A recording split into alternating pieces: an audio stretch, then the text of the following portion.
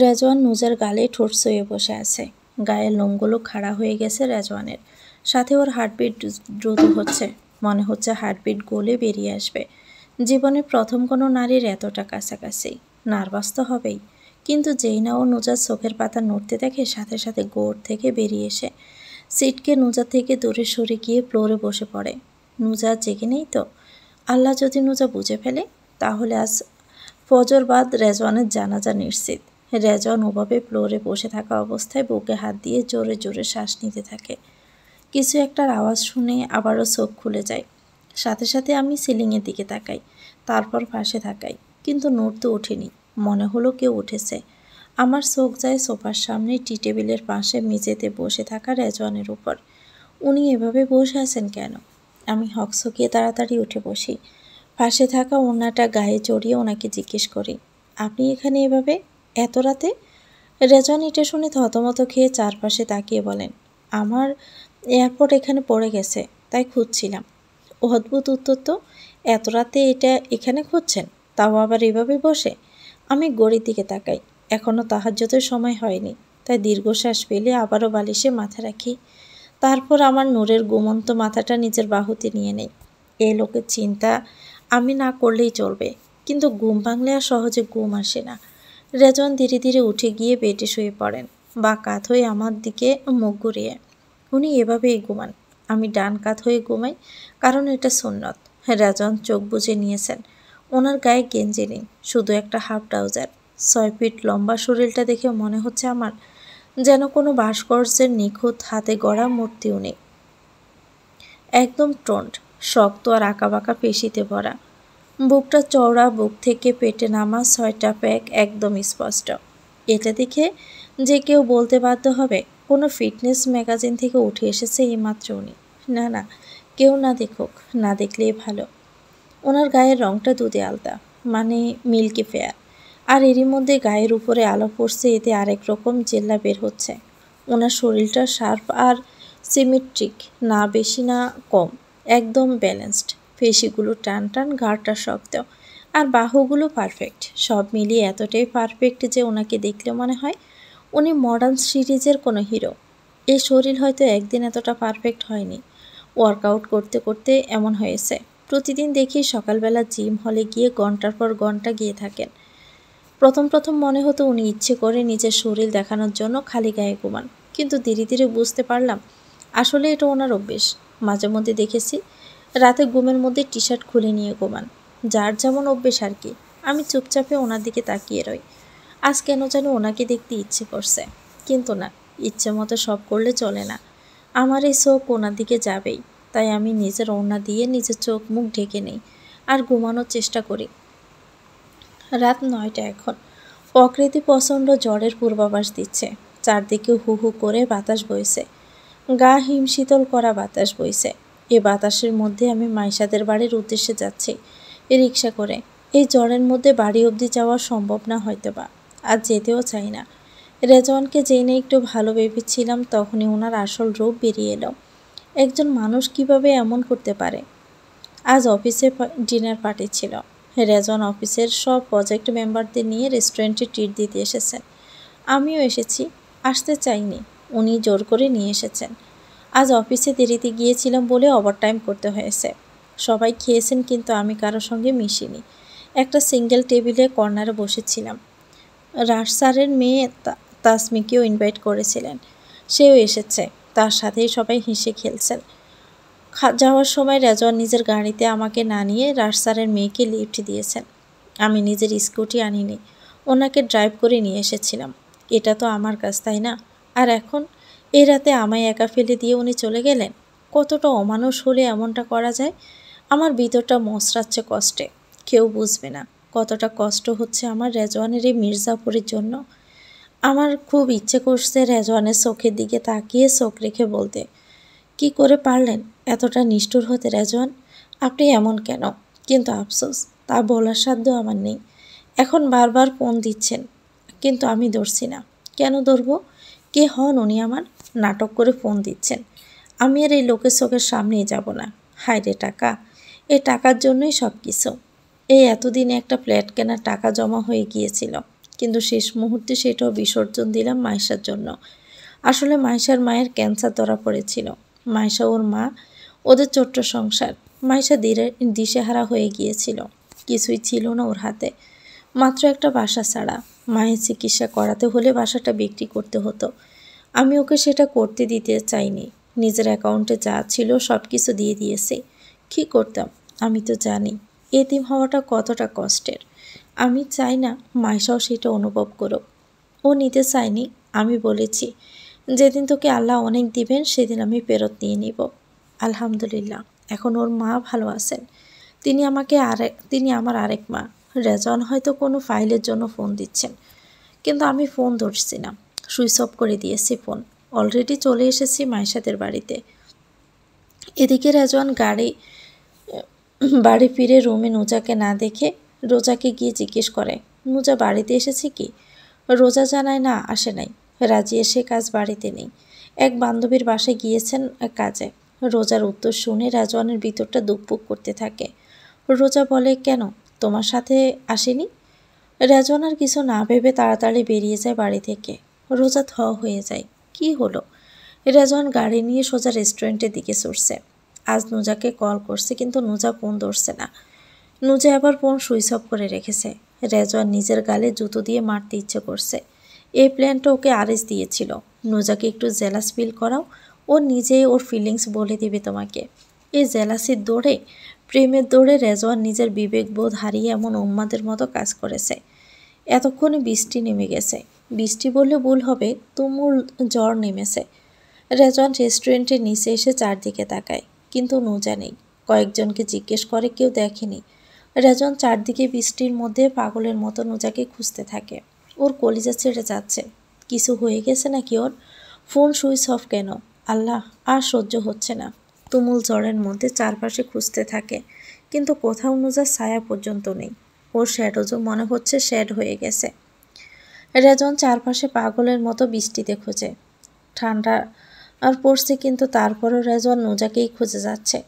ওর নিজের জীবনের বর্তমানে কোনো পরোয়া করছে না। ওর একটাই চাওয়া, তা হলো নুজাকে খুঁজে নেওয়া, একটাবার নুজাকে দেখা। গলা শুকিয়ে আসছে রেজওয়ানের নুজাকে না পেয়ে। হাত পা যেন অবশ হয়ে যাচ্ছে, ধীরে ধীরে দাঁড়িয়ে থাকতে অবধি পারছে না। চারপাশে খুঁজে এখানে না পেয়ে গাড়িতে ওঠে। উদ্দেশ্য একটু আগে গিয়ে খোঁজা। গাড়ি স্টার্ট দিতে ওর ফোনে রোজার কল আসে। রেজন ফোন ধরতে রোজা বলে, ভাইয়া চিন্তা করিস না, নুজা মাইশাদের বাড়িতে আছে। এটা শুনে রেজওয়ানের যেন প্রাণবোমরা নিজের মধ্যে পেরিয়ে আসে। এতক্ষণের আলতু ফালতু চিন্তায় মাথা নষ্ট হয়ে যাচ্ছিল ওর। শুধু মনে আসছিল, এটা বাংলাদেশ। এটা বাংলাদেশ। এদেশে নারীদের কোনো নিরাপত্তা নেই। এখানে পর্দাশীল হোক আর ছোট বাচ্চা হোক, কেউই রেহাই পায় না। এখানে নারীদের কোনো সুরক্ষা নেই। রেজন রোজাকে জিজ্ঞেস করে, লোকেশান দে। রোজা আমতা আমতা করে বলে, থাক না, ও চলে আসবে। রেজন ধমক দিয়ে বলে, চুপচাপ সেন্ড কর। রোজা বলে, আচ্ছা দিচ্ছি। রেজন নিজের ফোনটা গাড়ির পিছনের সিটে ছুঁড়ে মেরে গাড়ির স্টার্ট দেয়। নুজার উপর ভীষণ রাগ হচ্ছে। নুজা ইচ্ছে করে গিয়েছে মাইশাদের বাড়িতে, যাতে রেজওয়ানকে শাস্তি দিতে পারে। জেদ করেই গিয়েছে। রেজওয়ান আর সহ্য করবে না ওর এই রাগ জেদ। আজ বাড়িতে নিয়ে এসে রুমে লক করে রাখবে। অনেক হয়েছে, অনেক। এবার নুজাকে একটা উচিত শিক্ষা দেওয়াই লাগবে। আমি মাইশাদের বাড়িতে এসে ফ্রেশ হই। এখন আমি আর মাইশা ওদের লিভিং রুমে বসে দোয়া ওঠা আদা দেওয়া চা খাচ্ছি। ঠান্ডা লেগে গেছে। আমি রোজাকে বলে দিয়েছি যাতে টেনশন না করে, কারণ আমার টেনশন আম্মু আর এই রোজাই করে, আর কেউ না। মনটা বেশ অসহায় হয়ে পড়েছে আমার। শুধু মনে একটা প্রশ্নে দৌড়াদৌড়ি করছে, রেজন কি করে করতে পারলেন এমনটা? কি করে? মাইশা আমার পাশে বসে একটা রিলস দেখছে আর পড়ছে, নিজের হবু নানিকে বিয়ে করে নেওয়া, দ্য গ্রেট কেরামত মিয়া। এটা শুনে আমার কাশি উঠে যায়। এটা শুনে তো আমার মাথায় হাত। কী শুনছি এটা? আমি চোখ বড় বড় করে ওর দিকে তাকিয়ে জিজ্ঞেস করি, কি, নানি আবার হবো? মাইশা হাসতে হাসতে বলে, আরে ভাই, এটা বর্তমানে ফেসবুক গল্পের অবস্থা। যার যা ইচ্ছে হয় লিখে আর ওসব রিলস দিয়ে প্রমোট করে। আমি ওকে প্রশ্ন করি, আচ্ছা, এগুলো যারা লিখে আর যারা প্রমোট করে, এদের ব্রেনকে হাঁটুর নিচে নাকি পায়ের পাতায়, নাকি কাজই করে না, কোনটা? মাইশা বলে, আরে এগুলো বর্তমানে ট্রেন্ড। এগুলো না লিখলে লেখা ভাইরাল হয় না। আমি হেসে বলি, এগুলো সব ক্রিঞ্জদের কাজ। মাইশা হঠাৎই একটু আগ্রহ নিয়ে বলে, আমিও একটা গল্প লিখব। গল্পের থিম দিব একটা অশ্লীল আর অসম্ভব সম্পর্ক। আর নায়ক নায়িকার ফার্স্ট নাইট দিব মাঝ সমুদ্রের নিচে। আর কিভাবে কি করে সব ফার্স্ট ক্লাস বর্ণনা দিয়ে ইংরেজিতে লিখব, যাতে কেউ অশ্লীল বলতে না পারে, কারণ এটিতে হবে ডার্ক রোমান্স। আমি ওর কথাই হেসে বলি, হ্যাঁ হ্যাঁ লিখ। তারপর তোর গল্পের জন্য ব্রেনলেস রিলস ক্রিয়েটররা রিলস বানাবে, কন্ট্রোললেস হয়ে সমুদ্রের নিচে বাসর সেরে নেওয়া অমুক তমুক। মাইশা আমার সাথে তাল মিলিয়ে বলে, হ্যাঁ হ্যাঁ, তারপর আমি ওইটার বই বের করে দেব। আর যাদের পড়ার রুচি একদম থার্ড ক্লাস, তারা সেটা কিনে নিয়ে টিকটকে গ্রেট রিভিউ দিবে, আর আমি হয়ে যাব সেরা লেখিকা। ওয়াও, ইতনি ফায়দা অশ্লীল লেখার। আমি এক ডোকে চা গিলতে গিলতে বলি, আর লিখতে কষ্ট হলে এআই দিয়ে লিখিয়ে নিবি। আর কেউ সমালোচনা করতে এলে নিজের পাঠকদের উস্কে দিবি, বুঝলি? মাইশা তাল মিলিয়ে বলে, সমালোচনা তো ভালো রে বোকা, এতে আরও হাইপ হবে গল্পের। আমি হেসে বলি, হ্যাঁ বোন, এটাই তো বর্তমান অবস্থা। সমালোচক আগে সমালোচনা করতেন গল্প বয়কট করতে, কিন্তু এখন যা নিয়ে হয় সমালোচনা সেটাই পেয়ে যায় ভাইরাল। সত্যি একটা করুণ অবস্থা এখনকার লেখালেখিতে। আমরা এসব নিয়ে কথা বলছি, তখনই কলিং বেল বেজে ওঠে। মাইশার আমি থতমত খেয়ে যাই। আমরা দুজনেই দুজনের দিকে অবাক চোখে তাকাই। কি হলো, কে এলো? এখানে তো কেউ আসার কথা নয়। আমি আর মাইশা ধীরে ধীরে দরজার দিকে এগিয়ে যাই। মাইশা মেন দরজায় থাকা ছোট্ট ফুটোর দিকে বাহিরে দেখে। ও কিছু একটা দেখে আমার দিকে তাকায়, তারপর দরজা খুলে দেয়। ও দরজা খুলে দিতে দেখে আমি চিৎকার করে বলি, কে এসেছে? কি করছিস তুই? ব্যাস, আমার মুখ থেকে কথা হারিয়ে যায়। রেজন দাঁড়িয়ে আছেন দরজার সামনে ভেজা অবস্থায়। পরনে সাদা শার্টটা ভিজে ওনার সুঠাম শরীরের বাজে বাজে লেপ্টে আছে। কালো প্যান্ট ভিজে জুপজুপে, এলোমেলো ভেজা চুল থেকে টুপটুপ করে পর্সা মুখে পানি মুক্তোর মতো গড়াচ্ছে। আজ ওনাকে ভয়াবহ লাগছে। ওনার নীলসে মনের চোখগুলো লাল হয়ে আছে। এত রেগে আছেন কেন উনি? কি হয়েছে? ওনাকে দেখে মাইশা আলগোছে চলে যায় আমাদের মধ্য থেকে। এখানে কেন এসেছেন রেজন? আর ভিজলেনই বা কেন? এখন তো একটু বৃষ্টি থেমেছে। আমি দু কদম এগিয়ে ওনাকে জিজ্ঞেস করি, আপনি এত রাতে? রেজনের অন্তর ঠান্ডা হয় নুজাকে অক্ষত দেখে, কিন্তু রাগ যে মাথা চেপে ধরেছে, তাই ও নুজার কথার উত্তরে চড়া গলায় বলে, বাড়ি চলো। কি এসব নাটক করতে এখানে এসেছেন? আমি কেন যাব ওনার সাথে? আমি দাঁত চেপে বলি, নাটক করে শান্তি হয়নি, এখন মুভি করতে চলে এসেছেন এখানে? রেজন আমার কথায় দাঁতে দাঁত চেপে বলেন, নুজা বাড়ি চলো। আমি দাঁত চেপে বলি, চুপচাপ এখান থেকে বেরিয়ে যান, আপনার নাটক না। রেজন আমার দিকে তাকিয়ে দাঁত চেপে বলেন, বাড়ি চলো নুজা। আমি যাব না। রেজন এগিয়ে এসে আমার হাত টেনে ধরে এক টানে আমাকে নিয়ে বাইকে নিয়ে যায়। আমি নিজের ব্যালেন্স করার চেষ্টা করেও পারি না, আহাম্মক এমন হওয়ার জন্য। আমি রেজওয়ানের হাত নিজে থেকে ছাড়াতে অন্য হাত দিয়ে খাবলে ধরি। ওনার হাতে আর দাঁত চেপে পিষপিষিয়ে বলি, রেজওয়ান হাত ছাড়ুন, এখানে আপনার বাড়ি না, ছাড়ুন আমাকে। রেজওয়ান আমার কথাকে পাত্তা না দিয়ে মাইশাকে ডেকে বলেন, মাইশা দরজাটা লক করে দাও, ওকে আমি নিয়ে যাচ্ছি আমার সাথে। মাইশা এগিয়ে এসে দরজা লাগিয়ে নিতে দেয়, কিন্তু আমি ওকেই বলি, না না, তুই দরজা লক করবি না, আমি যাব না ওনার সাথে। রেজন বলে, তুমি লক করে দাও। আমি বলি, না করবি না। রেজন ধমক দিয়ে বলে, চুপ, আর একটা কথাও না। আমি দাঁত চেপে বলি, নিয়ে যেতে এসেছেন? গাড়িতে নিয়ে অর্ধেক রাস্তায় ছেড়ে দিয়ে বলবেন যাও, নিজে নিজের মতো করে যাও। তখন আমি কোথায় যাব? এসব আর হবে না, ছাড়ুন আমাকে। স্বার্থপর লোক, স্বার্থপর কোথাকার। এত স্বার্থ নিয়ে কীভাবে বাঁচেন? রেজন আমার কথা না শুনে মাইশাকে বলে, দরজা লক করো। মাইশার সাথে সাথে লক করে দেয়। কি করলো? এমন করলো কেন? আমি তো যাব না এই রেজওয়ানের সাথে, মরে গেলেও যাব না। রেজওয়ান আমায় টেনে নিয়ে যেতে থাকেন। আমি পিছনে তাকিয়ে চিৎকার করতে করতে বলি, হাত ছাড়ুন।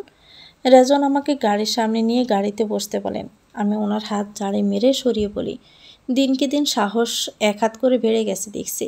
রেখে আসার সময় কি মনে হয়নি? এখন আবার নিতে এসেছেন কেন? কেন এসেছেন? রেজওয়ান আমার দু হাতের বাহুতে নিজের হাত রাখেন, শক্ত করে চেপে ধরেন। আমার হাড়গুলো ভেঙে যাচ্ছে। এই মহিষের হাত দিয়ে চারদিকে ঠান্ডা বাতাস দিচ্ছে বৃষ্টি শেষে। ঠান্ডায় হাত পা কাঁপছে আমার। এর মধ্যে ওনার শরীর থেকে পানি ছিটিয়ে এসে পড়ছে আমার শরীরে। রেজওয়ান হাঁপাতে হাঁপাতে বলেন, তুমি খুব জেদি, খুব বাজে একটা মানুষ নুজা, খুবই বাজে। রেস্টুরেন্ট থেকে এখন অবধি এলে, বাড়ি অবধি যেতে পারলে না? যাবে কি করে? তোমার তো আমায় টেনশন না দিয়ে মেরে ফেলার ইচ্ছে ছিল, তাই না? তুমি জানো, জানো ঠিক কতটা ভয়ঙ্কর টেনশনে আমি পড়েছিলাম। আমার জন্য করবেন উনি টেনশন? মিথ্যে, সবই মিথ্যে। হয়তো মা আর রোজা কিছু বলেছেন তাই এসেছেন নাটক করতে। আমি ওনার চোখে চোখ রেখে বলি, তো কেন টেনশন করেছেন? আমি কি বলেছি আমায় নিয়ে টেনশন করতে? বলুন, বলেছি কি? আমি মরে যাই বা বেঁচে থাকি তাতে আপনার কি? আপনার তো মানুষের জীবন থেকে প্রেম বড়, আপনার প্রেমিকা বড়। কি করে পারলেন আপনি আমাকে একা রাতে রেস্টুরেন্টে ছেড়ে আসতে? আমার সাথে তো স্কুটিও ছিল না। এতটা অমানুষ কেন আপনি রেজওয়ান? লজ্জা করে না? এত কিছুর পর আবার এসেছেন বড় মুখ করে বলতে তোমার জন্য আমার টেনশন হচ্ছিল। আম্মু অথবা রোজা পাঠিয়েছে, তাই না? উনি আমার কথা শুনে স্তব্ধ হয়ে কিছু সময় আমার দিকে তাকিয়ে থাকেন, তারপর বলেন, এসব বাদ দাও, এখন গাড়িতে ওঠো। আমি তেলে বেগুনে জ্বলে উঠে বলি, বাদ? নিজের দোষ চোখে ধরা দিতে বাদ? বাহ মিস্টার শেখ। রেজন আমাকে ঝাঁকিয়ে বলেন, হ্যাঁ আমি দোষ করেছি, আমি স্বীকার করছি। এবার চলো। আমি ওনার হাতকে ঝাড়ি মেরে সরিয়ে দিয়ে নিজের থেকে ছাড়িয়ে নিয়ে বলি, না না, আপনার দোষ কেন হবে? দোষ তো আমার। কেউ নিজের প্রেমিকা ছেড়ে বাহিরের অচেনা কাউকে নিয়ে যাবে না? অবশ্যই না, দোষ তো আমারই। আমিই তো আপনার লাইফে এসে পড়ে রয়েছি। কিন্তু আর না, আমি সিদ্ধান্ত নিয়েছি আবার আলাদা হওয়ার। আপনি চলে যান, আর আগামীকাল আমি এসে নিজের সব কিছু নিয়ে সব সত্যি সবাইকে বলে ডিভোর্স পেপারে সাইন করে দিব। অনেক তো হলো, আর না। রেজন নুজার এই কথাগুলো শুনে স্তব্ধ হয়ে পড়ে, ভয়ে দু কদম পিছিয়ে যায়। কি বলছে কি নুজা এগুলো? ডিভোর্স, প্রেমিকা, এত কিছু ভেবে নিল ওই মেয়েটা। রেজন নুজার দিকে আবারও এগিয়ে যায়, হাত বাড়িয়ে, কিন্তু নুজা ওকে থামিয়ে দেয়। হাত দিয়ে ইশারায় থামিয়ে দিল। আমার দিকে উনি আসতে নিলে আমি ঠান্ডা গলায় বলি, আপনার এখানে আসার কোনো প্রয়োজন নেই। আপনি চলে যান, আপনার গন্তব্যে চলে যান। রেজওয়ানের মাথা ধরে যাচ্ছে। কি বলবে, কিভাবে বোঝাবে? মেয়ে মানুষ এত গাঢ় তেরা হয়? রেজওয়ান যদি মানুষ হয়ে থাকে তো এমন ভুল আর দ্বিতীয়বার করবে না। নিজে পণ করে নিল।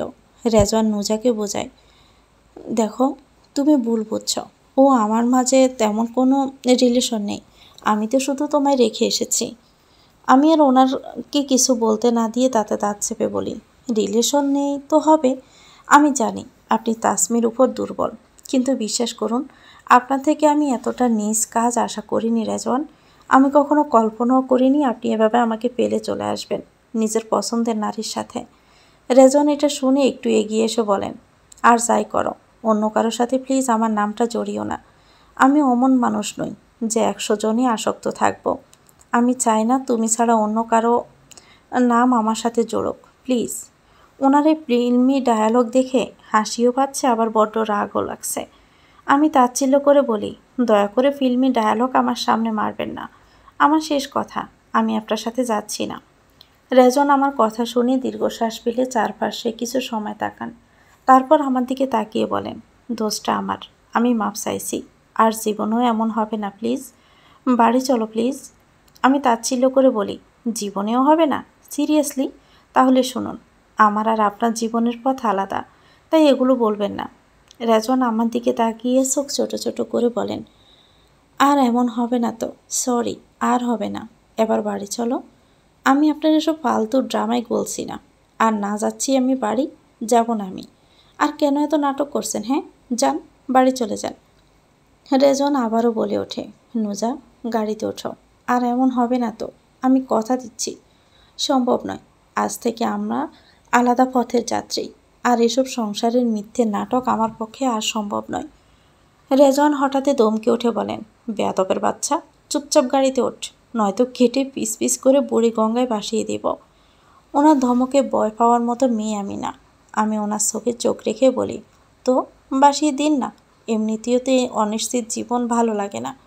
রেজন আমার কথা শুনে কিছু সময় চুপ করে থাকেন, তারপর গাড়ির দরজা খুলে আমাকে সেদিকে ঠেলে দিয়ে বলেন, চলো বাড়ি যাব।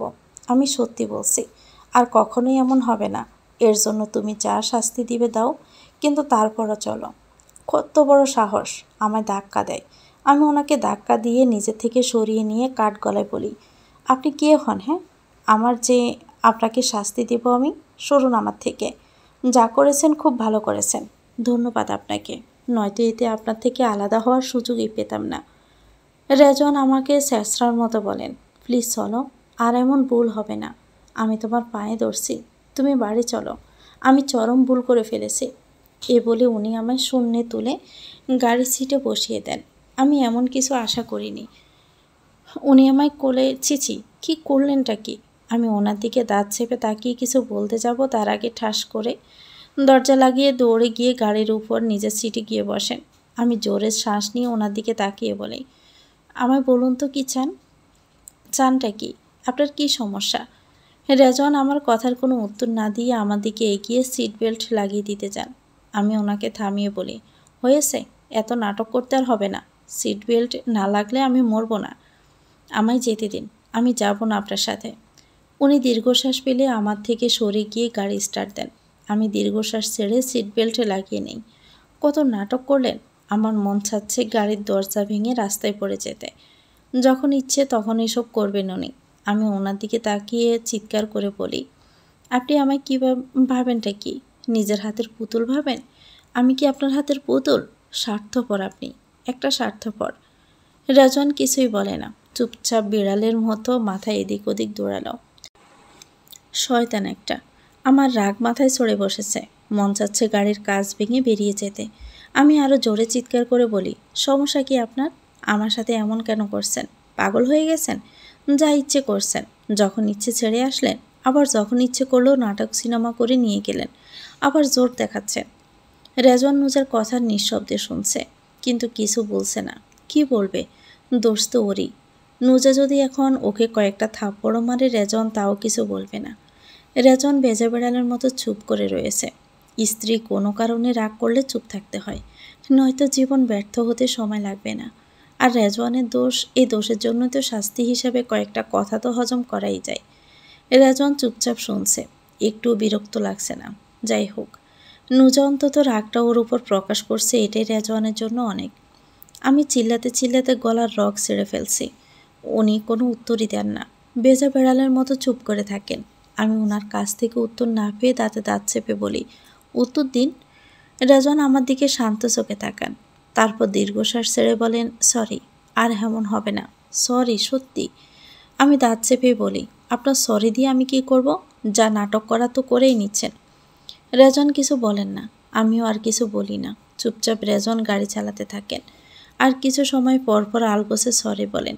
আমি কোনো উত্তরই দেই না। আমি শুধু একটু আগে করা নিজের রাগের কথা ভাবছি। এই জীবনে প্রথম আমি কারো উপর নিজের রাগ ঝাড়লাম, আর কেউ তা সহ্য করল। সত্যি আমি বড্ড বেশি অবাক হয়ে যাচ্ছি। কি করে এত রাগ ঝাড়লাম আমি, আর কিভাবে এবার রেজওয়ানের মতো মানুষ এগুলো সহ্য করলো। বেলকনিতে বসে আছি। এখন ফজরের পরের সময়।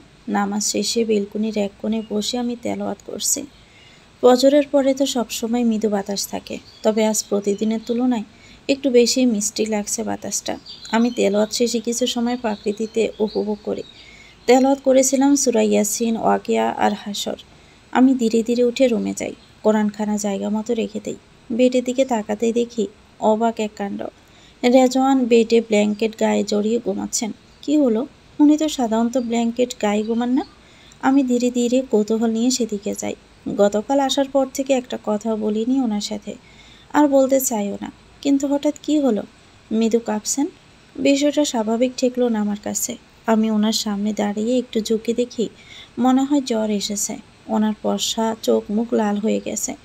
আমি যেতেই উনি চোখ খোলেন। এতে আমি একটু সরে এসে জিজ্ঞেস করি, জ্বর এসেছে কি? উনি চোখ দিয়ে সম্মতি জানান। আমি ইতস্ত গলায় বলি, আমি কি আপনাকে টাচ করতে পারি? জ্বরটা একটু দেখতাম ঠিক আছে কিনা।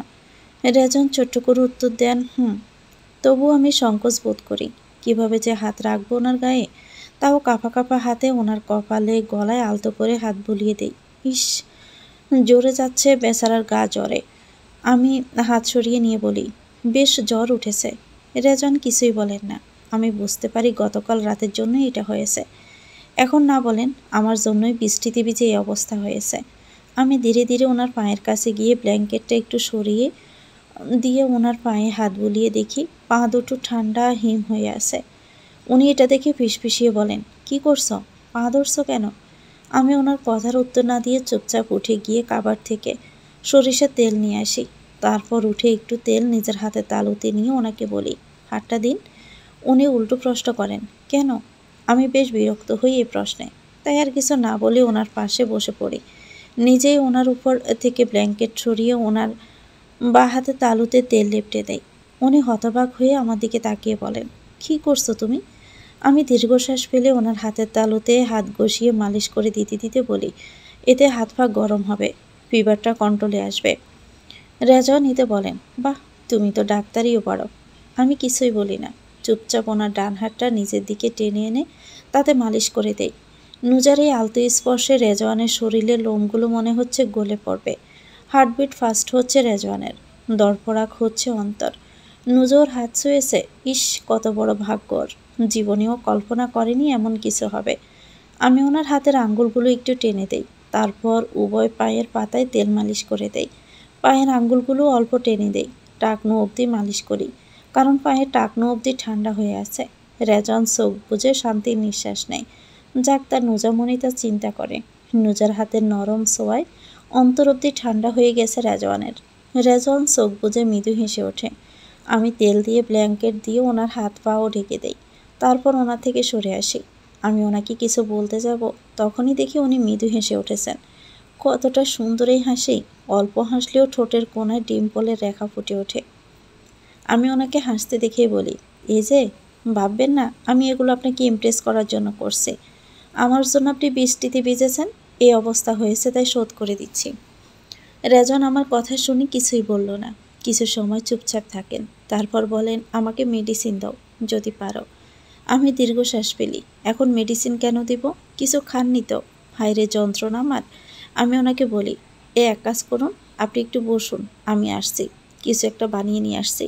খালি পেটে তো মেডিসিন নিতে পারবেন না। রেজন মাথা নাড়ল। আমি দ্রুত পায়ে রুম থেকে বেরিয়ে আসি। কিচেনে গিয়ে কিছু বানাতে হবে।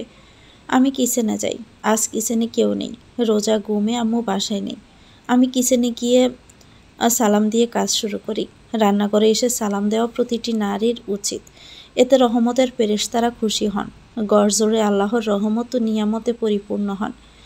ওনার জন্য স্যুপ বানাবো ভাবলাম, তাই চুপচাপ স্যুপের জন্য সমস্ত উপকরণ সাজিয়ে নেই।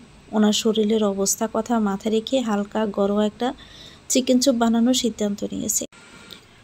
আর দেরি না করে বাটিতে স্যুপ ঢেলে নেই। রেজন অপেক্ষা করছে, তাড়াতাড়ি রুমে নিয়ে যাই। রেজনের সামনে গিয়ে বসি, ট্রেটা একটু দূরে রেখে ওনাকে বলি, উঠেন একটু। রেজন আমার কথা শুনে ধীরে ধীরে উঠে হেলান দিয়ে বসেন বেডে। আমি ওনার দিকে ট্রে এগিয়ে দিয়ে বলি, খেয়ে নিন। রেজন নীলরলস চোখে আমার দিকে তাকিয়ে বলেন, খাবো না, পড়ে যাবে হাত থেকে। উনি খেতে পারবেন না? সত্যিই তো, কিভাবে খাবেন? হাত কাঁপছে হয়তো বা। কী আর করা, একজন অসুস্থ মানুষ আর একটা শিশু সমান। আমি ধীরে ধীরে ওনার সামনে বসে ওনার মুখে তুলে দেই 1 চামচ স্যুপ। উনি মুখে নিয়ে নেন, 2 চামচ খেয়ে মুখ ঘুরিয়ে বলেন, আর সম্ভব না। আমি ওনার দিকে আরেক চামচ চুপ বাড়িয়ে বলি, নিন খান, নয়তো মেডিসিন কাজ করবে না। আর আমি এত কষ্ট করে বানিয়েছি, এগুলো কিন্তু নষ্ট করা যাবে না। রেজন আর কিছু না বলে চুপচাপ আরও কয়েক চামচ খান, কিন্তু তারপর বলেন, আর সম্ভব নয় আমার পক্ষে। আমিও আর জোর করিনি, অসুস্থ মানুষ, অতিরিক্ত জোরাজোরি করলেও সমস্যা। আমি উঠে গিয়ে বেডের পাশের ডেস্কে ট্রেটা রাখি, তারপর পানি নিয়ে ওনার দিকে ঘুরে দেখি উনি বেড থেকে অনেকটা মুখ বাড়িয়ে ওয়াক ওয়াক করতে করতে অস্থির হয়ে বলছেন, নুজা, নুজা ডাস প্লিজ। ওনাকে এত অস্থিরতা দেখে কেন জানি আমার মাথা কাজ করা বন্ধ করে দিয়েছে, বুকের ভিতর ধক ধক করছে। আমি ডাস না নিয়ে ওনার কাছে যাই, আর সাথে সাথে উনি কন্ট্রোল করতে না পেরে আমার উপরে মুখ ভরে বমি করে দেন। উনি আরও বেশি অস্থির হয়ে পড়েন। আমি তাড়াতাড়ি ওনার ঠোঁটে পানির গ্লাস ঠেকিয়ে ওনার পিঠে এক হাত আর মাথায় অন্য হাত দিয়ে হাত বুলিয়ে দিতে দিতে বলি, শান্ত হন, কিছু হবে না। ওনার এই অবস্থা আমাকে করে করে খেয়ে নিচ্ছে, হাত পা যেন ঠান্ডা হয়ে আসছে আমার। উনি আমার 2 হাত ধরে বেডে মাথা রাখতে রাখতে বলেন, সরি সরি নুজা, তোমায়। আমি ওনাকে শুইয়ে দিয়ে বলি, সমস্যা নেই, আপনি শান্ত হন। উনি নিঃশব্দে শুয়ে যান। আমি দীর্ঘশ্বাস ফেলে নিচের দিকে তাকাই। ড্রেসটা খারাপ হয়ে গেছে, চেঞ্জ করতে হবে। সত্যি বলতে উনি আমার উপর বমি করে দেওয়ার পরেও আমার কোনো রকম বিরক্তি লাগছে না, কেন জানি না একটু ঘৃণাও করছে না, একটুও না। এতক্ষণে আমার ঘৃণায় নাড়ি বুড়ি বেরিয়ে আসার কথা, কিন্তু তা হচ্ছে না। আমার চোখে শুধু রেজওয়ানের মুখখানা বাড়ছে। এতটা খারাপ পরিস্থিতিতে উনি পড়ুন, এটা আমি কখনোই চাইনি। যাই হোক, আমি ধীরে ধীরে ফ্লোর পরিষ্কার করে একটা খয়েরি রঙের সুতির হালকা কাজ করা 3 পিস নিয়ে ওয়াশরুমে প্রবেশ করি। উদ্দেশ্য গোসল করা। নুজা সব পরিষ্কার করে গোসলে গিয়েছে। রেজওয়ান সব নীরবে পরখ করছে। রেজওয়ান বুঝে গেছে নুজা এই বিষয়টি একটু ঘেন্নায়নি। রেজওয়ান তো মনে করেছিল এর জন্য হয়তো নুজা কিছু কড়া কথা ওকে শুনিয়ে দিবে, কিন্তু নুজা যে এমন নয়। নুজা সত্যিই ব্যতিক্রম। গতরাতের কাহিনীর পর অন্য কেউ হলে হয়তো ওর দিকে ফিরেই তাকাতো না, অথচ নুজা ঠিকই রেজওয়ানের দেখাশোনা করেছে। একজন পারফেক্ট ওয়াইফ মনে হয় নুজার কাছে, রেজওয়ানের কাছে আজ নুজাকে মনে হচ্ছে ওর স্বপ্নে দেখা সংসার বাস্তবে রূপ নিয়েছে, যেখানে তার নুজামণি তার অসম্ভব যত্ন নিচ্ছে, তার উপর রাগ করছে না। রেজওয়ান এসব ভাবছে, তখনই নুজা বেরিয়ে আসে ওয়াশরুম থেকে। রেজওয়ান ধীরে ধীরে নিজের বুকে হাতখানা চেপে ধরে। নুজার এই অপার সৌন্দর্য দেখে বুকের বাঁ পাশে ব্যথা ধরে গেছে। এমনি অসুস্থতার মধ্যে নুজা ভেজা চুলে খয়েরি রঙের 3 পিসে বেরিয়ে এসেছে। লালচে কালো ভেজা চুলগুলো থেকে টুকটুক করে পানি পড়ছে। হাঁটু ছুঁই ছুঁই চুলগুলো কতই না আকর্ষণীয়। রেজওয়ান নিজের বুকে হাত চেপে ধরে নুজার দিকে তাকিয়ে থাকে আর ঠোঁটে চিরচেনা হার্ট মেল্টিং হাসি ধরে রাখে। আমি গোসল করে বেরিয়ে ভেজা টাওয়ালটা বেলকনিতে মেলে দিয়ে আসি। রুমে এসে দেখি রেজওয়ান আমার দিকে তাকিয়ে বসে আছেন। আমি ওনার দিকে তাকিয়ে বলি, আপনি বসুন, আমি কিছু নিয়ে আসছি, কিছু একটা। রেজওয়ান দীর্ঘশ্বাস ফেলে বলেন, প্রয়োজন নেই, এমনিতে অনেক সাফার করেছে আমার জন্য। আমি ওনার কথায় ওনার দিকে ছোট ছোট চোখ করে তাকাই। তারপর কিছু না বলে চুপচাপ রুম থেকে বেরিয়ে আসি। কিচেনে এসে দেখি রোজা চা বানাচ্ছে। রোজা আমার দেখে বলে, ও হো, এত দেরিতে উঠলি? রাতে অনেক দেরিতে ঘুমিয়েছিস নাকি? নাকি ঘুমাসনি, কোনটা? আমি ওর কথার উত্তর দীর্ঘশ্বাস ফেলে বলি, না রে, অমন কিছু না, তোর ভাইয়ের জ্বর উঠেছে। রোজা থমকে যায় এটা শুনে। তারপর দীর্ঘশ্বাস ফেলে বলে, বৃষ্টিতে ভিজেছিল তাই হয়তো। আমি বলি, হ্যাঁ, এখন দেখি কিছু বানিয়ে খাওয়াতে পারি কি না। রোজা আমায় বলে, আচ্ছা। আমি ওনার জন্য 1 গ্লাস ওরাল স্যালাইন বানাই, কারণ বমির পরপর আর কিছু খাওয়ানো উচিত না, হালকা কিছু ছাড়া। 1 গ্লাস পানিতে লবণ, চিনি আর সামান্য লেবু দিয়ে ওরাল স্যালাইন বানিয়ে রুমে নিয়ে যাই। আমার সাথে রোজাও আসে। রুমে গিয়ে দেখি উনি বেডে হেলান দিয়ে অস্থির হয়ে বসে আছেন। আমি ধীরে ধীরে ওনার দিকে এগিয়ে বেডে বসি। ট্রেটা ওনার সামনে রেখে ওনার মুখের সামনে গ্লাসটা তুলে দিয়ে বলি, নিন, বিসমিল্লা বলে মুখে তুলে নিন। রেজওয়ান কোনো দ্বিধা না করে বিসমিল্লা বলে একটু পানি মুখে তুলে নেন। রোজা এসে ওনার কপালে গলায় হাত দিয়ে জ্বর দেখে বলল, আল্লাহ, গায়ে তো জ্বর পড়ে যাচ্ছে।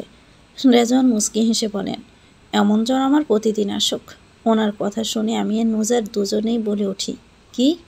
রেজওয়ান আমাদের প্রশ্ন শুনে আমতা আমতা করে বলেন, কিছু না কিছু না।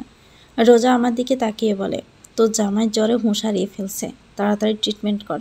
এ বলে ও চলে যায়। আমি ও যাওয়ার দিকে এক পলক তাকিয়ে রেজওয়ানের দিকে তাকাই, কিন্তু কিছু বলি না। চুপচাপে ওনার হাতে গ্লাসটা তুলে দিয়ে বলি, নিন, এটি খেয়ে নিন, বেটার ফিল হবে। উনি মাথা নাড়িয়ে গ্লাস হাতে তুলে নেন। আমি ওনাকে একটা মেডিসিন দিয়ে দিই। এটা একদম কম পাওয়ারের, এতে জ্বর কমে যেতে পারে। অতিরিক্ত মেডিসিন নেওয়াও ভালো না। রেজওয়ান ওরাল স্যালাইনটা খেয়ে নেন। আমি ট্রেটা নিয়ে সোফার সামনে টি টেবিলে রাখি। তারপর রেজওয়ানের দিকে এগিয়ে এসে বলি, আপনি ঘুমিয়ে যান একটু। রেজওয়ান একটু ইতস্ত বোধ করে বলেন, আমি শাওয়ার নেব, শরীরটা গোলাচ্ছে, গা গাম গাম করছে। আমি এটা শুনে ওনাকে প্রশ্ন করি, আপনি কি উঠতে পারবেন? কিভাবে শাওয়ার নেবেন? রেজওয়ান এটা শুনে মাথা নিচু করে বলেন, আচ্ছা বাদ দাও, একটু ঠিক হয়ে তারপর শাওয়ার নেব। আমি ওনার দিকে চোখ ছোট ছোট করে তাকিয়ে বলি, অশান্তি করছে ভিতরে? রেজওয়ান দীর্ঘশ্বাস টেনে বলেন, হ্যাঁ, এর জন্যই শাওয়ার নিতে চাই। আমি কিছুটা দ্বিধায় পড়ে যাই, আমার কি করা উচিত, কি করব এখন? ওনার গা মুছে দেব কি? কিন্তু কিভাবে? এটা কি করে সম্ভব? আমি ওনার শরীরে টাচ করব? না না, এটা সম্ভব নয়। কিন্তু ওনার যে অশান্তি করছে। আমি সংকোচ নিয়ে বলি, আচ্ছা, আমি কি আপনার গা মুছে দেব? একটু শান্তি পাবেন এতে। রেজওয়ান এটা শুনে চট করে আমার দিকে তাকালো। এমন স্টাইলে তাকালো মনে হচ্ছে আমি কোনো আশ্চর্যজনক কথা বলেছি। রেজওয়ান কিছু সময় বিস্ময়ে তাকিয়ে থেকে বলেন, সত্যি দিবে? আমি বুঝে যাই ওনার উত্তর, তাই আর দেরি না করে ওয়াশরুম থেকে একটা মগে পানি নিয়ে সাথে একটা পেস্ট টাওয়াল আর ওনার ব্রাশে টুথপেস্ট লাগিয়ে নিয়ে আসি। রুমে এসে বেডের নিচে হাতের সব কিছু রেখে রেজওয়ানকে বলি, আপনি একটু বসুন এগিয়ে। রেজওয়ানও বসে পড়েন। আমি ওনার উপর থেকে ব্ল্যাঙ্কেটটা সরিয়ে নিই। ধীরে ধীরে ওনার সামনে গিয়ে দাঁড়াই। এতটা কাছে, এতটা নিকটে আসতে অস্বস্তিতে গায়ের লোম খাড়া হয়ে যাচ্ছে আমার। আমার গলা অবধি কেন জানি শুকিয়ে আসছে। এমন একটা অনুভূতি হচ্ছে যা বলে বোঝানো দেয়। আমি ওনার হাতে ওনার ব্রাশটা দিয়ে বলি, নিন ব্রাশ করে নিন। রেজন দৃঢ় হাতে ব্রাশটা নিয়ে ব্রাশ করে নিল। হালকার উপর ঝাপসা আর কি। উনি ব্রাশ আমার হাতে দিয়ে দেন। আমি কুলি করার জন্য পানি আর ডাস্ট এগিয়ে দেই। উনি ধীরে ধীরে কুলি করে নেন। এরপর আসল কাজের পালা। ব্রাশটা রেখে কাঁপা কাঁপা হাতে ওনার টি শার্টটা খুলতে নেই, কিন্তু আমার হাত কাঁপছে। কোনোই অবধি অবশ হয়ে গেছে। কিন্তু কেন, এমন কেন হচ্ছে? আমি অনেক চেষ্টা করি, কিন্তু খুলতে পারছি না। অবশেষে রেজওয়ান নিজেই ধীরে ধীরে খুলে নেন। আমি টাওয়ালটা পানিতে ভিজিয়ে চিপে নিই। তারপর ধীরে ধীরে ওনার শরীরের দিকে হাত বাড়াই। পা অবধি কাঁপছে। ওনার এই নিখুঁত পশা শরীর এতটা কাছ থেকে দেখব কখনোই কল্পনা করিনি। গলা শুকিয়ে কাঠ হয়ে যাচ্ছে আমার। এর মধ্যে ওনার থেকে ওনার শরীরের পারফিউমের ঘ্রাণ আসছে। এই ঘ্রাণ আমার স্নায়ু অবধি কাঁপিয়ে তুলছে। আমি চোখ বুজে দীর্ঘশ্বাস ছেড়ে নিজেকে সামলে নিই। তারপর কাঁপা হাতে ওনার গলা, কাঁধ, হাত মুছে দেই। ওনার শরীর মুছে নিয়ে ওনাকে বলি, আপনি বেডে পা দুটো ঝুলিয়ে বসুন। রেজন ইতস্ত গলায় বলল, না থাক, এতটুকুতেই হবে। আমি ঠান্ডা গলায় বলি, অতিরিক্ত কথা আমার পছন্দ না। রেজন ধীরে ধীরে পা নামিয়ে আনেন। আমি হাঁটু গিরে বসে ওনার পা মুছে নিই হাঁটু অবধি। আমি উঠে দাঁড়াই। আল্লাহ, পা মুছে পায়ের পাতাও মুছে নিলাম। মুখ মুছিনি, কি আর করা। নিজের ওড়না দিয়ে এক পলক তাকাই। তারপর ওড়নাটা ভিজিয়ে রেজনের মুখ আর কান মুছে দেয়। রেজন চোখ বুজে নেয়। হায় হায়, এটা তো জীবনেও কল্পনাও করেনি সে। আমি মুখ মুছে দিয়ে মগার টাওয়ালটা ওয়াশরুমে রেখে কাবার থেকে একটা নীল টি শার্ট নিয়ে ওনাকে পরিয়ে দেয়। রেজন আমাকে বলেন, এতটা কেয়ার করবে আশা করিনি। আমি ওনার দিকে তাকিয়ে মেকি হেসে বলি, আপনার জায়গায় অন্য কেউ থাকলেও আমি তাকেও করতাম। অসুস্থ মানুষের সেবা করা তার পাশে থাকা সুস্থ মানুষের দায়িত্ব। রেজন আমার দিকে চোখ ছোট ছোট করে তাকিয়ে বলেন, বাহ মিস ব্রিটিশ, তুমি তো কথা ঘুরাতে পারো ভালোই। ওনার এই কথা শুনে আমি বিরক্ত হয়ে বলি, আপনি নিজের বাজে কথা বন্ধ রাখুন তো। রেজন ঘাটতারামি করে বললেন, তাতে তোমার কি? আমি আমার মুখ দিয়ে কথা বলছি। আমি দীর্ঘশ্বাস ফেলে বলি, তো বলুন না।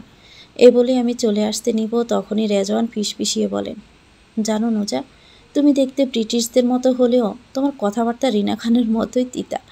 আমি দাঁত চেপে ওনার দিকে তাকিয়ে বলি, তাতে আপনার কি? রেজওয়ান এতে বলেন, আমারই তো সব, কারণ এই তিতা কথাগুলো তো আমার উপরেই ঝাড়ো। ওনার কথা শুনে রাগ উঠতে না চাইলেও উঠবে। অসুস্থ অবস্থায় এমন কথাবার্তা, একটুও মানুষ হলেন না উনি। আমি ওনাকে বলি, চুপচাপ শুয়ে থাকুন, অসুস্থ অবস্থায় বেশি কথা বলা ঠিক না। রেজন দীর্ঘশ্বাস ফেলে বলেন, নুজা, একটা রিকোয়েস্ট করব, রাখবে? আমি থতমত খেয়ে যাই। হঠাৎ এত সিরিয়াস হয়ে গেলেন কেন? আমি নিচু গলায় বলি, জি বলুন। রেজন আমতা আমতা করে আমার দিকে অসহায় চোখে তাকিয়ে বলেন, আমায় একটু তেলাওয়াত শোনাবে? তোমার গলায় তেলাওয়াত শোনার খুব ইচ্ছে। এমন আবদার? আমি তো পড়লাম মহা বিপদে। না করতে পারছি না, আবার না পারছি হ্যাঁ বলতে। ইতস্তবোধ নিয়েই বলি, আচ্ছা। এ বলে আমি করিডোরের দিকে এগিয়ে যাই। ওয়াশরুমে গিয়ে ওযু করে নিই। তারপর কোরআনখানা নিয়ে রেজওয়ানের মাথার কাছে এসে বসি। ওনার মাথার কাছে এসে বসতে উনি ধীরে ধীরে বালিশ সরে এসে আমার কোলে মাথা রাখেন। এমনি লজ্জায় গা গুলিয়ে যাচ্ছে, উনি আবার আমার কোলে মাথা কেন রাখছে? সাহস দেখি বেশি বেড়ে গেছে। ভাবছেন আমি গলে যাচ্ছি? না না, আমি অমন মানুষ নই। আমি শুধু নিজের দোষটা কাটাতে ওনার এই সেবা করেছি। নয়তো বয়েই গেছে ওনাকে এমন করতে। এখন ডিরেক্ট কোলে মাথা রাখছেন? সাহস তো দেখি আকাশ ছুঁয়ে গেছে। আমি তড়াক করে বলে উঠি, কি করছেন আমি? আপনি আমার কোলে? রেজন চোখ বুজে নিতে নিতে বলেন, এটাই ফার্স্ট আর এটাই লাস্ট, আর জীবনেও তোমায় টাচ করব না। তারপরও রাগ করো না, শোনাও না একটু তেলাওয়াত প্লিজ। এমন করো না, মাথা রাখতে দাও, শুধু একবারের জন্য। মাথাটা রাখি না, শুধু আজকেই রাখি। আমি একটা প্রশ্ন করতে উনি শুরু করে দিলেন গরুর রচনার মতো লম্বা রচনা গাওয়া। আমি আর কিছু বলি না, 7 বার সূরা ফাতিহা পড়ে আগে ফু দিয়ে দেই ওনার গায়ের উপর, আর এতে আল্লাহর রহমতে জ্বরটা কমে যাবে। তার উপর তাসমিয়া পড়া শুরু করে সূরা ইউসুফ, আর হাত বুলিয়ে দেই আলতো করে রেজওয়ানের মাথায়। নুজার গলা সুরে হারিয়ে যায় রেজওয়ান। ওর চোখে আরামে নিদ্রা ভর করে। ধীরে ধীরে মনের অস্থিরতা চলে যেতে থাকে। নুজার হাতের স্পর্শে ভালোবাসা, একগুচ্ছ ভালোবাসা খুঁজে পায় রেজওয়ান। রেজওয়ানের মন নুজাকে উদ্দেশ্য করে একখানা কবিতা গেয়ে নেয়। তোমার কঠোরতার আবরণে আমি খুঁজে পাই এক গুচ্ছ শীতলতা। তোমার নির্মম রূপে লুকিয়ে আছে এক মায়ার ব্যাকুলতা। তোমার নির্দয় রূপে লুকিয়ে আছে এক না বলা প্রেমের বার্তা। তুমি মানেই আমার অন্তরের গোপন ব্যথা। তুমি মানেই ভালোবাসা। তুমি মানেই না বলা হাজারো কথা। হবে কি তুমি একদিন আমার চিরদিনের প্রিয়জন, নাকি বাসাবো আমি একাকী বিরহের বিষাদ মন? আমাদের শেষ পাঠে লেখা থাকবে কিসের নাম? মিলনের রুদ্র ছায়া, নাকি চিরবিচ্ছেদের এক অবসন্ন সন্ধ্যাবেলাকার সন্দিগ্ধ মায়া? কেটে গেছে 3 দিন। রেজওয়ান অর্ধ অসুস্থ অবস্থায় ফিরে এসেছে আমেরিকায়। কারণ যে উদ্দেশ্যে বাংলাদেশে গিয়েছিল সেটা সে পূরণ করে নিয়েছে। যে ম্যাপ নিয়ে পালিয়েছিল তাকে খুঁজে বের করে ম্যাপ উদ্ধার করেছে ওরা। আর যে ম্যাপ নিয়ে উড়াল দিয়েছিল তাকে রাখা হয়েছে একটা কোয়াইটিস রুমে, যা একদম ক্লিন, মিনিমাল আর হাইটেক সিকিউরিটি সহ এমন জায়গা যেখানে শব্দ নেই, আলো নেই, কন্ট্যাক্টে নেই। বাহির থেকে দেখলে হয়তো মনে হবে শান্তির আস্তানা, কিন্তু ভিতরে ঢুকলে বোঝা যাবে এটা একটা সাইলেন্ট সেট ট্রাম। আসলে ঘরটা এমনভাবে ডিজাইন করা হয় যাতে বাহির থেকে আসা কোনো শব্দই ভিতরে প্রবেশ করতে না পারে। সাউন্ড প্রুফিংয়ের সর্বোচ্চ প্রযুক্তি ব্যবহার করা হয়েছে, যাতে এখানে থাকা মানুষ নিজের নিঃশ্বাসের আওয়াজ পর্যন্ত ভীতিকর মনে করে। এই রুমের মেন্টাল কনসিকুয়েন্স ভয়াবহ। এখানে থাকা মানুষ ধীরে ধীরে নিজেকে হারিয়ে ফেলে, দুকে দুকে মারা যায় পাগল হয়ে। এখন রেজওয়ান তার নিজেদের ক্যাসেলের পিছনের ডান পাশে থাকা বাস্কেটবল কোর্টে নিজের ড্যাডের সাথে খেলায় মগ্ন। আসার পর থেকেই মন অস্থির, অশান্ত, তাই নিজেকে শান্ত রাখার চেষ্টা করছে। কেন এত অশান্তি? নুজার জন্য কি?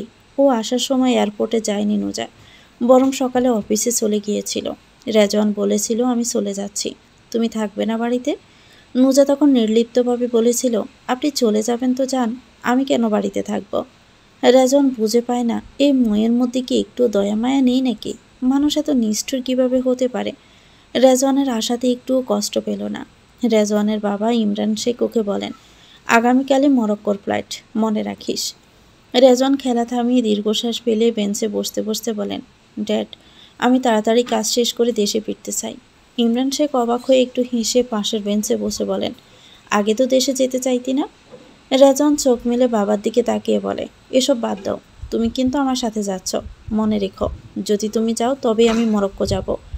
ইমরান শেখ দীর্ঘশ্বাস ছেড়ে বলেন, হ্যাঁ আমি যেতে পারি বাবা, আমি যাব।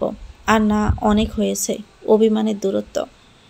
রেজওয়ান মিকি হেসে বলে, জানো ড্যাড, তুমি যদি আম্মুকে একটু গুরুত্ব দিতে, একটু সময় দিতে, যখন উনি রাগ করে বাংলাদেশে চলে গিয়েছিলেন, তখন যদি মানিয়ে নিতে, তবে এত দূরত্ব হতো না। ইমরান শেখ হতাশ কণ্ঠে বলেন, আমি যেতে পারিনি, কিন্তু তোমার মাকে অনেক অনুরোধ করেছিলাম ফিরে আসতে, কিন্তু তিনি আসেননি। তিনি বড্ড জেদি, বড্ড অভিমানী। রেজওয়ান আকাশের দিকে তাকিয়ে বলে, হ্যাঁ, যেমন তিনি তেমনি এনেছেন বৌমা, যে আম্মুর থেকে 5 ধাপ এগিয়ে। ইমরান শেখ হেসে বলেন, তুই তো ওকে ওয়াইফ হিসাবে মানিস না। রেজওয়ান ওনার প্রশ্ন শুনে ওনার দিকে ছোট ছোট চোখ করে তাকিয়ে বলে, মানতাম না, কিন্তু এখন মানি। ড্যাড, ওকে আমি চাই, ওর সাথে আমি বাঁচতে চাই, আমি ওর সাথে নতুন পথ শুরু করতে চাই। ড্যাড, আমি জানি না ওকে আমি পছন্দ করি নাকি ভালোবাসি, শুধু এতটুকু জানি, ওকে না দেখলে আমার মাথা কাজ করা বন্ধ করে দেয়, আমার স্নায়ু পর্যন্ত তৃষ্ণায় পড়ে যায়, আমার শরীরে রগ ছিঁড়ে যাচ্ছে ওকে না দেখার বিরহে। আমি আর নিতে পারছি না এই বিরহের তীব্র যন্ত্রণা। ইমরান শেখ হালকা হেসে ওঠেন। তার ছেলেটা যে বেশ ভালোভাবেই আসক্ত হয়ে গেছে তার বৌমার উপর, এটা বুঝতে আর কোনো কষ্ট হয় না ওনার। একজন পুরুষ যখন কোনো নারীর মায়ায় পড়ে তখন এমন চটপট করে যেমন রেজওয়ান করছে। ইমরান শেখ মুচকি হাসেন, একেবারে রেজওয়ানের মতো চোখ দিয়ে হাসেন, আর মুখে ফুটে ওঠে সেই হাসির নাম হার্ট মেল্টিং স্মাইল।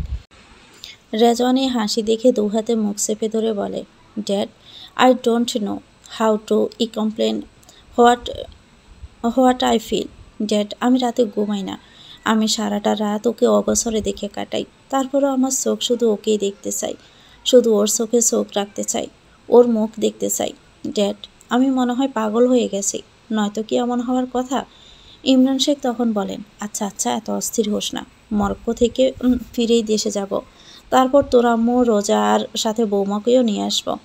রেজওয়ান এটা শুনে খানিক খুশি হয়, তারপর মলিন গলায় বলে, ও আসবে না ড্যাড, ওর সাথে একটা চুক্তির সম্পর্ক আছে আম্মুকে দেখানোর জন্য, ও বড্ড অভিমানী, ও তো সরাসরি বলেছে আমার আর ওর সংসার হবে না, আমি ওর হাজব্যান্ড হওয়ার যোগ্য নেই। ইমরান শেখ বলেন, সত্যিই তো বলেছে। কোন দিক থেকে তুই ওর হাজব্যান্ড হওয়ার যোগ্য? বিয়ের পরদিনই তো বউকে ছেড়ে চলে এলি। রেজওয়ান মাথা নিচু করে বলে, এটা আমার চরম ভুল, নয়তো এতদিনে আমি দু একটা বাচ্চার ড্যাড আর তুমি গ্র্যান্ডফা হয়ে যেতে ড্যাড। এটা শুনে ইমরান শেখ বলেন, এখন আফসোস করে সময় নষ্ট করার সময় নয়, দেশে গিয়ে ওকে মানিয়ে নিবি। নারীরা অভিমানী হয় একটু বেশি, এটাই স্বাভাবিক, তবে ভালোবাসা পেলে তারা মাফ করে দিতে সময় নেয় না। রেজওয়ান হতাশ গলায় বলে, সে কোনো সাধারণ রমণী নয় ড্যাড, আমার চোখেও একটা ভাগিনী। ওর ভয়ে মাঝে মাঝে আমার হাত পা পর্যন্ত কাঁপে। আমি ওকে প্রচুর ভয় পাই। ইমরান শেখ হেসে ওঠেন। রেজওয়ানের কথা শুনে বলেন, বাবারে, ওয়াইফের সামনে সব পুরুষেরই হাত পা কাঁপে, কারণ তারা ওয়াইফ আর আমরা হাজব্যান্ড। আমাদের একটু মানিয়ে নিতে হয়, একটু রাগ ঝাপ সহ্য করতে হয়। দেখ, আমি তা পারিনি, তাই আমার সংসার হয়েও হয়নি।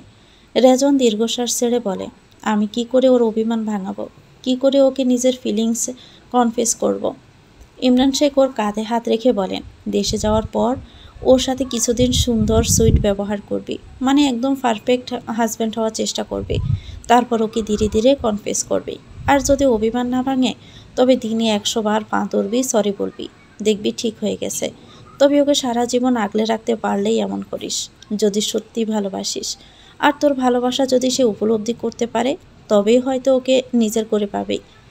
রেজওয়ান মাথা নাড়িয়ে বলে, ঠিক আছে ড্যাড। আর হ্যাঁ, আমি এই মিশন শেষে আর এসব কাজে থাকবো না, কারণ ও এসব একদমই পছন্দ করে না।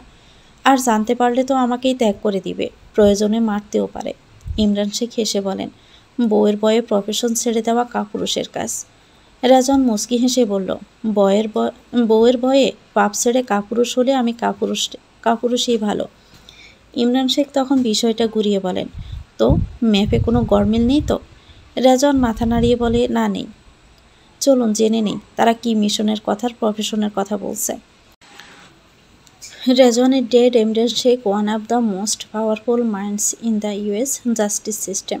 যিনি যুক্তরাষ্ট্রের অ্যাটর্নি জেনারেল, দেশের টপ লেভেল লিগেল অথরিটি। আর Rezwan, he is not just thinking big, he is thinking legacy. Rezwan এখন ওর লাইফের নতুন ফেজে ঢুকেছে, একটা বড় লেভেলের রোল নিতে। ও সিদ্ধান্ত নিয়েছে ও যুক্তরাষ্ট্রে কংগ্রেসম্যান হিসাবে দাঁড়াবে। এটি কোনো ইমোশনাল ডিসিশন নয়, বরং এটা একটি ক্যালকুলেটেড মুভ। বর্তমানে রেজওয়ান একটি হাই টেকনোলজি কোম্পানির সিইও। নতুন সব প্রযুক্তি, আর্টিফিশিয়াল ইন্টেলিজেন্স থেকে শুরু করে স্মার্ট সফটওয়্যার সলিউশন, সব কিছুর সঙ্গেও সরাসরি ইনভলভমেন্ট রয়েছে। তবে এটাই সব না, ওর ড্যাড একজন রেস্টুরেন্ট ও হসপিটালিটি জগতের কিংবদন্তি। প্রায় 150-রও বেশি রেস্টুরেন্ট ও বার ছড়িয়ে আছে দেশ জুড়ে। লাক্সারি ডাইনিং থেকে শুরু করে এক্সক্লুসিভ বার, বিচ রেস্টে পর্যন্ত সবই আছে ওনার।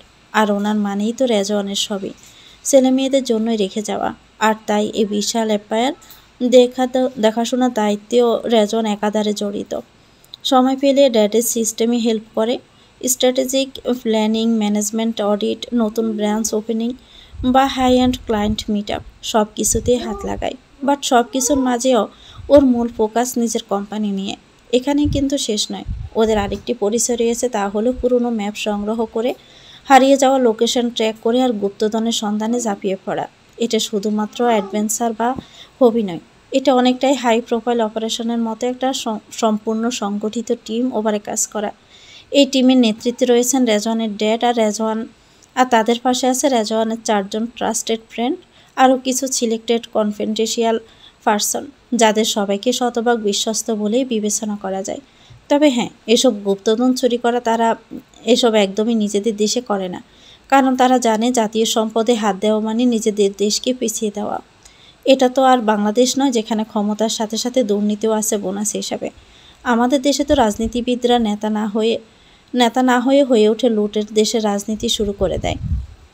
আর হ্যাঁ, এই কাজগুলো কোনো সহজ কথা নয়, বরং এক বিশাল কৌশল ও নিখুঁত প্ল্যানের খেলা। একটা মিশনের জন্য মাস্টার প্ল্যান তৈরির পিছনে লুকিয়ে থাকে হাজারো ঘন্টার গবেষণা, বিপুল পরিমাণ তথ্য সংগ্রহ, একটা টিমের সম্পূর্ণ সমন্বয়।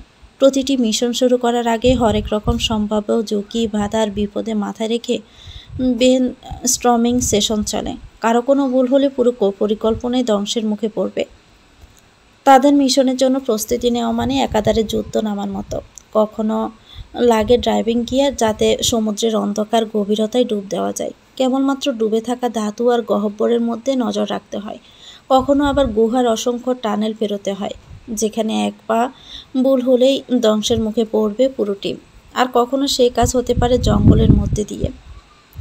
রেজওয়ানের সবচেয়ে বড় চ্যালেঞ্জ হলো উদ্ধারকৃত সম্পদগুলোকে গোপনে দেশে নিয়ে আসা। প্রত্যেক ধাপে তারা ঘিরে থাকা আইনশৃঙ্খলা বাহিনীর চোখ, আন্তর্জাতিক নজরদারি আর সব মিলিয়ে ব্ল্যাক মার্কেট বিক্রি করা, সব মিলিয়ে এক পা কবরে আর এক পা পাড়ে রাখার মতো। কত দেশে যে ঘুরে কত রকম প্রতিকূলতার মুখোমুখি হয়ে এগুলো নিজের করে তারা। আর রেজওয়ানের বিয়ের পরের দিনই ওকে আসতে হয়েছিল এমন এক অত্যন্ত বিপজ্জনক মিশনে, যেখানে প্রায় 17 বিলিয়ন ডলারের মূল্যবান মালামাল উদ্ধার হয়েছিল। বসে আছি লিভিং রুমে, আম্মু রেজওয়ানের সাথে কথা বলছেন। রোজা মাঝে মধ্যে বলছে, আমি চুপচাপ বসে আছি, মনে প্রশ্নের খোরাক যাচ্ছে। আচ্ছা, উনি কি আমায় মনে রাখবেন? হয়তোবা না। উনি ভুলে গেছেন হয়তোবা এতক্ষণে আমাকে। এই যে এতক্ষণ ধরে ফোনে কথা বলছেন, কই একবারও তো আমার কথা মুখেও নিলেন না। তার মানে নুজাকে তিনি এখনও চিনেনি না। আমি ধীরে ধীরে লিভিং রুম থেকে উঠে আসি। কাজের দোহাই দেখিয়ে ওখানে বসে থাকলে আম্মু প্রশ্ন করতেই পারেন রেজওয়ানের সাথে কথা হয়েছে কিনা, এসব বলবো কিনা। নূরকে কোলে নিয়ে চলে আসি রুমে। নূর আজ সারা বাড়ি মাঝে মাঝে একটা যেন খুঁজছে। আসলে রেজওয়ানকে দেখতে না পেয়ে এমন করছে। আমিও চটপট করছি না, আমি করছি না, আমার অন্তর করছে। আমার মনটা একটুও ভালো নয়, একটুও না। আমি নিজেকে গতকাল থেকে বোঝাচ্ছি, রেজওয়ান মাত্র কয়েকদিনের আসা অতিথি আমার জীবনে, আর কিছু না। তিনি চলে গেছেন নিজের মতো করে, আমাকেও যেতে হবে নিজের মতো। রুমে এসে দেখি ফোনের রিং বাজছে। হঠাৎ ফোন, হয়তোবা মাইশা হবে। ফোন হাতে নিই, ফোন হাতে নিয়েই তো হাত কাঁপছে। ইয়াল্লাহ, আজ চাঁদ যে কোন দিক দিয়ে উঠল! রেজওয়ান আমায় ফোন করেছেন, তাও আবার ভিডিও কল। কোনো প্রয়োজন নিশ্চয় আছে, নয়তো আমায় ফোন দিতেন না। আমি ভিডিও কল কেটে অডিও কল দেই, কিন্তু উনি অডিও কল কেটে আবার ভিডিও কল দেন। আমি আবার কেটে অডিও কল দিই, উনি আগের মতো কেটে ভিডিও কল দেন। আমি আবার কেটে অডিও কল দিই, তখন উনি কল রিসিভ করে খারুশ গলায় বলেন, ভিডিও কল ধরো, বেয়াদবি করছো কেন? আমি আবার কখন বেয়াদবি করলাম ভাই? উনি ভিডিও কল দেন, আমি ধরি, কিন্তু ব্যাক ক্যামেরা করে রাখি। কল ধরতে রেজওয়ানের চাঁদ মুখখানা দেখতে পাই। কালো একটা টি শার্ট পরনে পরশা, মুখটা হালকা লাল হয়ে আছে। মনে হয় বেশ ক্লান্ত, তাই এমন দেখাচ্ছে। ওনাকে দেখে কেমন জানি একটু ভালো লাগছে মনে। রেজওয়ান তৎক্ষণাৎই বলে ওঠেন, কী সমস্যা তোমার? নিজের মুখ দেখাচ্ছ না কেন? আমি কি ফ্লোরের সাথে কথা বলবো নাকি? উনি আমার মুখ দেখতে চাইছেন কেন? আমি শান্ত গলায় বলি, আমার মুখ দেখে আপনি কি করবেন? কি জন্য ফোন করেছেন তা বলুন। নিশ্চয়ই প্রয়োজনে ফোন করেছেন। রেজওয়ান বলেন, হ্যাঁ করেছি, আগে মুখ দেখাও, তারপর বলছি। স্বার্থপর লোক, আমি যা ভেবেছিলাম তাই হলো। আমি কঠিন গলায় বলি, কি প্রয়োজন সেটি বলুন। রেজওয়ান বলেন, না, আগে মুখ দেখাও। আমি পারবো না। মুখ দেখাও, যা বলার বলুন। কি হবে, একটাবার দেখিয়ে নাও না। আমি বিরক্ত হয়ে ক্যামেরা ঘুরিয়ে দাঁত চেপে বলি, আমার মুখে কি আছে? হ্যাঁ, কোনো রত্ন লুকিয়ে আছে নাকি যে এমন অবস্থা করছেন? কি হয়েছে বলুন। নুজার রাগে মুখখানা দেখে রেজওয়ানের ভিতরখানা শান্ত হয়ে যায়। ধীরে ধীরে মাথা হেলিয়ে বালিশে রেখে দেয়। নুজার মুখ দেখে বুকের ভিতর এখন আর শান্ত হচ্ছে না, আরও বেশি দুঃখ করছে। ভিতরটা গলে বেরিয়ে আসছে। মন চাচ্ছে সামনে থেকে দেখতে। তৃষ্ণা, এক ভয়াবহ তৃষ্ণা জুড়ে ধরেছে রেজওয়ানকে। আর সেই তৃষ্ণা হলো নিজের স্যাডোজোকে মন ভরে দেখা। রেজওয়ান এক দৃষ্টিতে ফোন স্ক্রিনে তাকিয়ে থাকতে থাকতে ঠোঁট নাড়িয়ে বলে, তুমি আমার তরঙ্গিনী, আমার শান্ত তরল পাগলামি। তুমি আমার প্রিয় নেশা, যা চাটতে চাই না আমি পারিও না। তুমি আমার অলস বিকেল আর রোদে ভেজা প্রিয় বেলা। তুমি আমার প্রতিদিনের শান্ত সন্ধ্যা আর ভোরের রোদে মাখা সকাল। তুমি আমার প্রাণ বোমরা, আমার প্রিয় তরঙ্গিনী। রেজওয়ান ঠোঁট নাড়াতে থাকেন, হয়তো কিছু বলছেন। মনে হয় নেটের জন্য শোনা যাচ্ছে না। আমি বলি, কি বলছেন? আর একটু জোরে বলুন। রেজওয়ান নুজার কথা আবারও একইভাবে বলে, না বলবো না, বললে তুমি ফোন রেখে দিবে। উনি আবারও একইভাবে বলেন। আমি আবারও বলি, কি সমস্যা বলুন না, কি বলবেন? আমি শুনতে পাচ্ছি না। রেজওয়ান বলেন, আমি শুনতে পাই এবার। আমায় কি মিস করছো নুজা? আমি দীর্ঘশ্বাস ফেলে বলি, না, আপনাকে কেন মিস করব? রেজওয়ান আমার কথা শুনি ওনার অভ্যেস মতো হার্ট মেল্টিং স্মাইল দিয়ে বলেন, তোমার চোখ যে বলছে তুমি আমায় ক্ষণে ক্ষণে মনে করছো। এটা শুনে আমি থমকে যাই। উনি কি করে জানলেন সত্যটা? আমি কি ওনাকে মিস করি? উনি চোখ দেখে কি বুঝে গেলেন? কিন্তু মনে তো স্বীকার করা যাবে না। আমি কিছু সময় চুপ করে থেকে উত্তর দেই, বন্ডরা হাত দেখে মানুষের ভুল ভাগ্য বলে দেয়, আর চোখ দেখে আপনি ভুল কথা বলে দিলেন। এখন আপনাকে কি বলা যায় শুনি? রেজন আমার কথা শুনে মেকি হেসে বলেন, আমি সব বুঝি, বুঝছো? জানো, আমায় তুমি মিস না করলেও তোমাকেই আমি মিস করছি।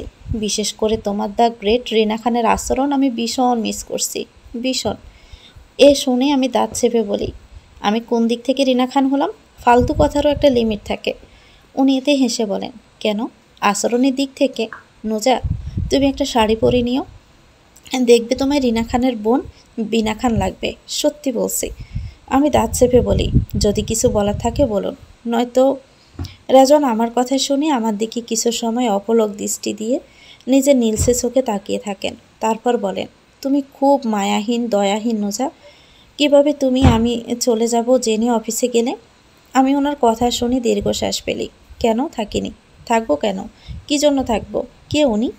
আমি মেকি হেসে বলি, কেন থাকবো? আপনি যাবেন তো যাবেনই, আপনার তো চলে যাওয়ারই কথা। রেজওয়ান আমার কথা শুনে বলেন, আমি কিন্তু একেবারে আসিনি, আমি আবার দেশে আসব। এসে তোমায়, আমি বুঝে যাই কি বলবেন। এসে আমাকে ডিভোর্স দিয়ে নিজে মুক্ত হবেন, তাই তো? জানি। ভালো থাকবেন, রাখি। চট করে কথা বলে আমি ফোনটা কেটে বেডে ফেলে দেই। মনটা অশান্তিতে, আর ভালো লাগছে না কিছু, আর কিছুই ভালো লাগছে না। ডিভোর্সের কথা বলেছি তো খুব সহজেই, কিন্তু উচ্চারণ করাটা ছিল ভীষণ কষ্টের। তো ভিউয়ার্স, গল্পটির নাম হচ্ছে আমি তরঙ্গিনী। এটা গল্পের পঞ্চম অংশ। পরবর্তী অংশ পেতে চ্যানেলটিকে সাবস্ক্রাইব করে আমাদের সাথে থাকবেন। ভিডিও ভালো লাগলে একটি লাইক দিয়ে দিবেন, কমেন্ট করে জানাবেন কেমন লেগেছে। আল্লাহ হাফেজ, আসসালামু আলাইকুম।